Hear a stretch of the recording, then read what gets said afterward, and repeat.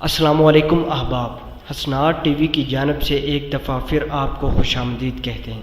جناب والا، اگر آپ نے میرے چینل کو ابھی تک سبسکرائب نہیں کیا تو سبسکرائب کر کے اوپر بیل والے آئیکن پہ کلک کر لیں تاکہ آنے والی تمام ویڈیو سے آپ اپڈیٹ رہیں۔ دوستو، جس طرح میں نے آپ سے وعدہ کیا ہے کہ میں آپ کو انتہائی انفارمیٹیو ویڈیو اور گورنمنٹ اور دیگر چیزوں سے پردہ فاش کرنے کا ارادہ رکھتا ہوں، تو اسی سلسلے میں آج ایک ویڈیو بنا رہا ہوں۔ جناب والا، عید کا آمد ہے، لوگ جانور لینے کے لیے منڈیوں کا رخ کر رہے ہیں۔ وہاں جانور کے ریٹ بہت زیادہ ہیں۔ اس کی مین وجہ یہ ہے کہ یہ گورنمنٹ کی رسپانسبلٹی بنتی ہے اور ان کی ذمہ داری بنتی ہے کہ جانوروں کے ریٹ کنٹرول کیے جائیں اور لوگوں کو ادھر جا کے فیسلٹی دی جائے کہ عام شہری بھی سنت ابراہیمی کو پورا کر سکیں۔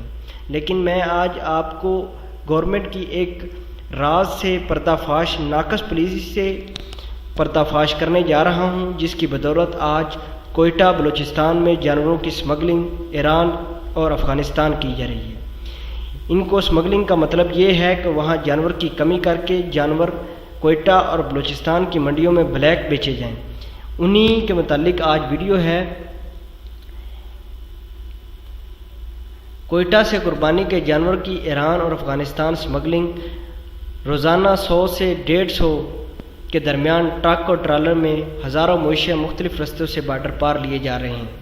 بلوچستان کی منڈیوں میں مال مویشی مہنگے ہو گئے ہیں۔ کوئٹہ سے بڑے پیمانے پر بیلوں اور اونٹوں کی ایران اور افغانستان سمگلنگ جاری ہے، جس سے بلوچستان کی منڈیوں میں مال مویشی مہنگے ہو گئے ہیں اور سنت ابراہیمی کے لیے خریدنے والے جانوروں کی مانگ بھی بڑھ گئی ہے۔ بسوں، ٹرکوں اور ٹرالوں میں لوڈ کیے جانے والے بیل اور اونٹ کوئٹہ کی بکرا منڈی سے افغانستان اور ایران سمگل کیے جا رہے ہیں۔ روزانہ 100 سے 150 ٹرالر اور ٹرکوں میں ہزاروں مویشی مختلف رستوں سے بارڈر پار بھجوائے جا رہے ہیں۔ ایک ٹرک میں کم از کم 28 اور ٹرالر میں 40 جانور لوڈ کیے جاتے ہیں۔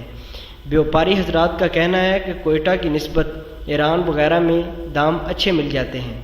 جانور قلعہ عبداللہ، چمن، مستون، کلام، سوراب، بیسما اور پنجگور کے راستے بہت سی چوکیاں اور چیک پوسٹ عبور کر کے سرحد پار پہنچائے جاتے ہیں، مگر کوئی پوچھنے والا نہیں ہے۔ یہ ہمارے گورنمنٹ کی ایک ناقص پالیسی کی وجہ سے اس طرح ہو رہا ہے، جس کی بدولت آج سنت ابراہیمی کو پورا کرنے کے لیے لوگ پریشان ہیں۔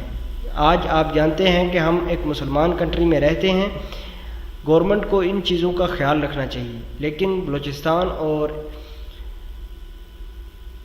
کوئٹہ کی منڈیوں میں کافی زیادہ جانوروں مہنگے داموں بیچے جا رہے ہیں، لیکن حکومت والا پوچھنے والا نہیں۔